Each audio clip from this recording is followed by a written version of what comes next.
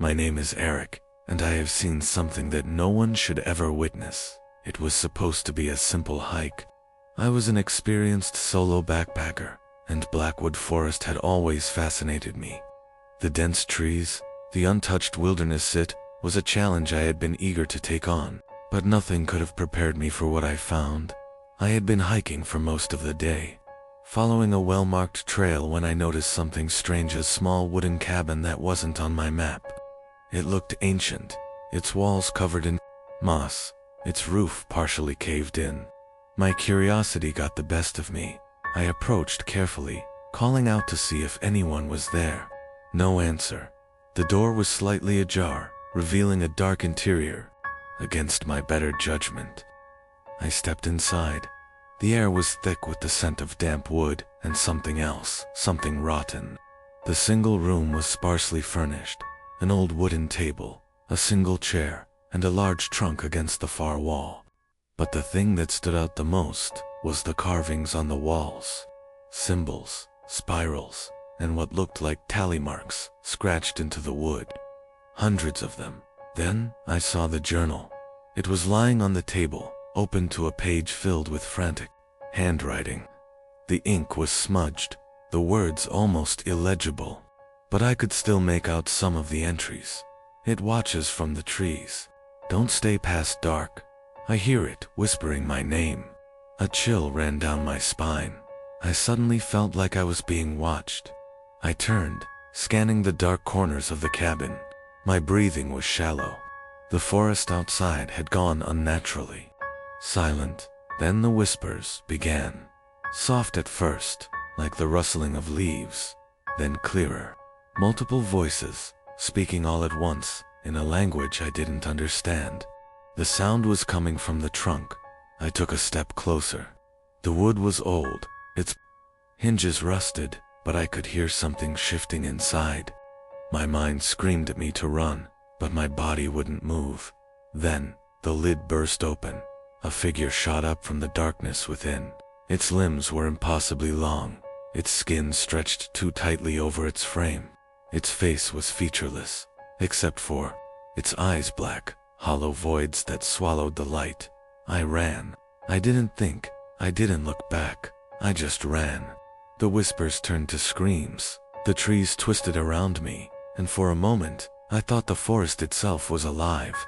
I don't know how long I ran, but when I finally collapsed near my car at the edge of the woods, the sounds had stopped. The cabin was gone. I checked my map, my GPS. There was no record of it ever existing, but I know what I saw. And sometimes, when I close my eyes, I can still hear it whispering my name. My name is Jason, and I should have never stopped at that gas station. It was supposed to be a quick drive through the countryside. I had planned a solo road trip, a way to clear my head after a rough breakup. My route took me past Blackwood Forest, a place I had only heard about in hushed tones. I never believed the stories until that night. I had been driving for hours when I realized I was almost out of gas. The only station for miles was a small, run-down place on the edge of the forest. The lights flickered, and the attendant looked like he hadn't seen another human in weeks. As I filled my tank, I noticed an old, yellowed map pinned to the station's wall. Scrawled in red ink across the forest's boundaries were the words, "Stay on the road." I asked the attendant about it, but he just shook his head. "People get lost out there. Don't stop. Don't explore. Just drive." I laughed it off and got back in my car. But 15 minutes down the road, something caught my eye, a shadowy figure standing just beyond the trees.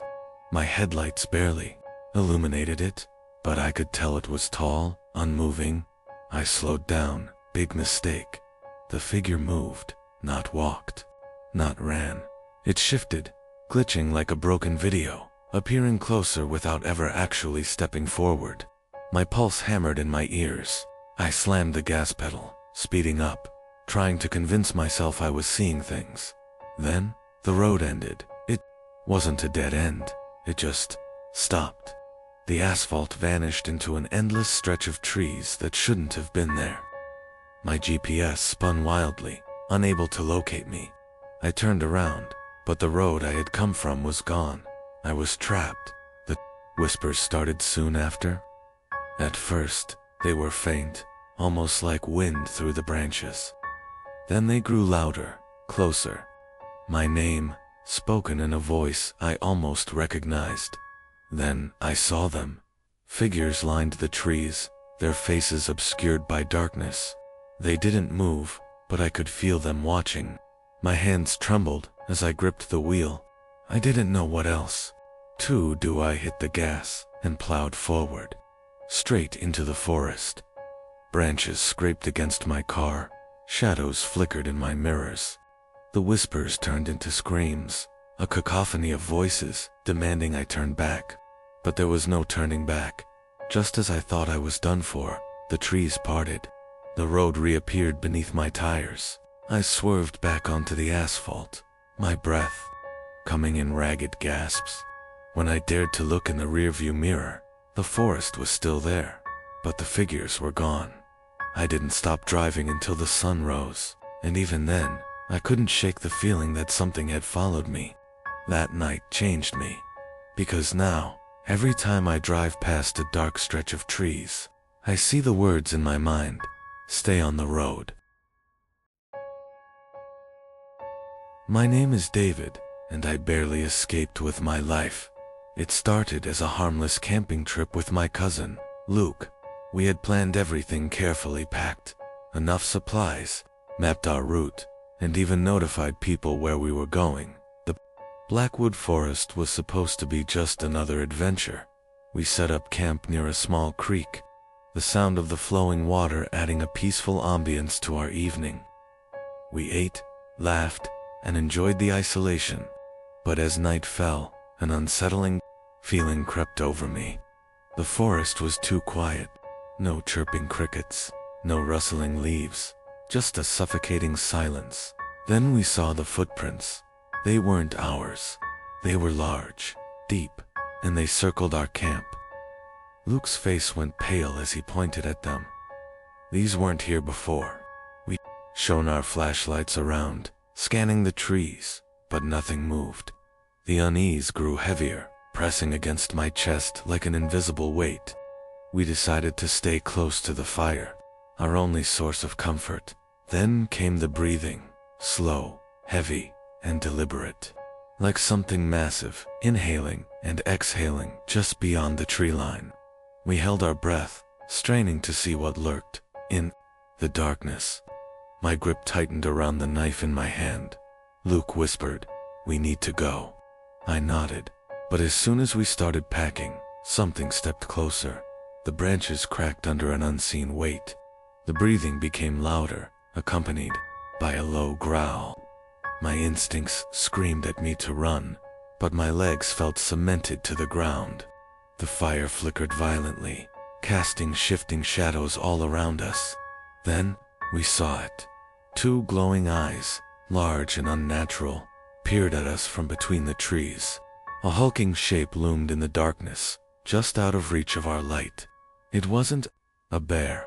It wasn't human. It was something else. Something ancient. Then it charged. Luke screamed, grabbing my arm, yanking me away as the thing lunged. We ran blindly, crashing through the underbrush, not caring where we went as long as we got away. The growls followed, the heavy footsteps shaking the ground beneath us. We ran until our legs gave out. When we finally stopped, gasping for air, the forest was silent again. No growls, no breathing, just the sound of our frantic heartbeats. Our camp was gone. We never found it again. To this day, I don't know what we saw in those woods, but I do know one thing. Something out there is watching, and it doesn't want to be found. My name is Thomas, and I learned the hard way that some places are never meant to be found. I was an avid hiker, always searching for new trails to explore. Blackwood Forest had been on my list for years, but something about it unsettled me. Maybe it was the stories, the ones about people disappearing without a trace, or the whispers about a place that didn't appear on any map. That place found me. I had been following a familiar path when I noticed something off trees that seemed identical. A stretch of the trail that felt like I had walked it before. My GPS flickered erratically, struggling to pinpoint my location. I should have turned back. Instead, I pressed on, then I saw a path that wasn't there before. Narrow and overgrown, leading into the thickest part of the woods. My gut told me to ignore it.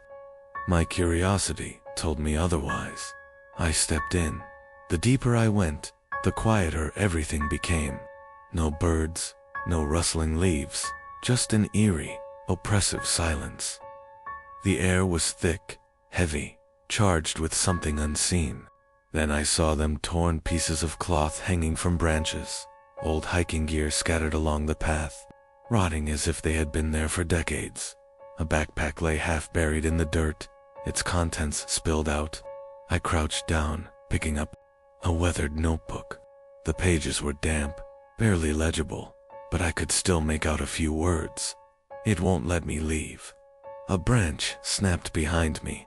I spun around, my heart pounding. There was nothing. Just trees, stretching endlessly, in every direction. But something had changed. The path I had taken was gone. The forest had shifted. A sharp whisper cut through the silence. I don't know what it said, but I felt it. A force, a presence, looming just beyond my sight. My breath came in ragged gasps as I tried to retrace my steps, but every turn led me back to the same place. The trees seemed to move when I wasn't looking. Then I saw them shadowy figures standing just out of focus, surrounding me, watching. Their faces were obscured, their outlines flickering like candlelight. I stumbled backward, my pulse hammering in my ears. Then they spoke, all at once. A chorus of voices, whispering, echoing, repeating the same word over and over. Stay. I ran. I don't remember how, but I ran. My legs burned, my lungs screamed, and just when I thought I would collapse, I burst through the tree line and into the familiar trail. The whisper stopped. I turned back. The path was gone. I never should have followed it. To this day, I don't hike alone, because I know that some trails weren't meant to be walked and some places never let you leave. My name is Daniel, and this is the story of the most terrifying night of my life. It all started when my friends and I decided to go on a camping trip deep into the Blackwood Forest. We had heard rumors about strange occurrences in the area, but we dismissed them as nothing more than urban legends. We were eager for adventure, and the idea of spending a few nights in the wilderness excited us. The first day was nothing out of the ordinary. We set up our tents near a small, secluded clearing, built a fire, and spent the evening sharing ghost stories. The night was eerily quiet, with only the occasional sound of an owl hooting in the distance. But as the hours passed, the atmosphere began to change. It started with a whisper at first. I thought it was the wind rustling through the trees, but then I realized it was different, soft, indistinct voices, murmuring just beyond the reach of our firelight. I glanced at my friends, expecting one of them to mention it, but they were all engaged in conversation, seemingly unaware. "Did you hear that?" I finally asked. They paused, listening intently. "Hear what?" "Jason, my best friend, replied." I shook my head, uncertain. "I thought I heard ... whispering." The group laughed it off, teasing me for letting the ghost stories get to my head. But as the night went on, the whispers grew louder. They seemed to come from all around us, circling the campsite, moving between the trees. I wasn't the only one who noticed anymore. "Okay, this isn't funny anymore," Sarah muttered, her voice tight with unease. "Maybe it's just some campers messing with us," Mark suggested, though he didn't sound convinced. We called out, demanding that whoever was out there show themselves. but there was no response. The voices continued, growing more insistent, more frantic. They didn't sound human anymore. Then came the laughter. Low, guttural, and utterly inhuman. It sent chills racing down my spine. The fire flickered violently, as if an unseen force had swept through the clearing. Shadows stretched unnaturally long, twisting and shifting like they were alive. A cold dread settled over us, an instinctive fear that told us we were no longer alone. "We need to leave now," Sarah whispered. None of us argued. We scrambled to grab our things, but the moment we stepped beyond the light of the fire, the whispers turned into screams. It was deafening. Voices cried out in agony, in rage, in hunger. I could feel something brushing against my skin, unseen. Hands clawing at my clothes, my hair. I ran blindly, my breath coming in ragged gasps. The others were right behind me, their panicked footsteps pounding against the forest floor. We didn't stop running until we reached the car. The moment we crossed the tree line, the sound stopped. The forest was silent once more, as if nothing had happened. We wasted no time piling into the vehicle and speeding away, leaving our tents, our belongings, everything behind. We never went back to this day. I don't know what we encountered in that forest, but sometimes, late at night, when the world is quiet, I swear I can still hear the whispers.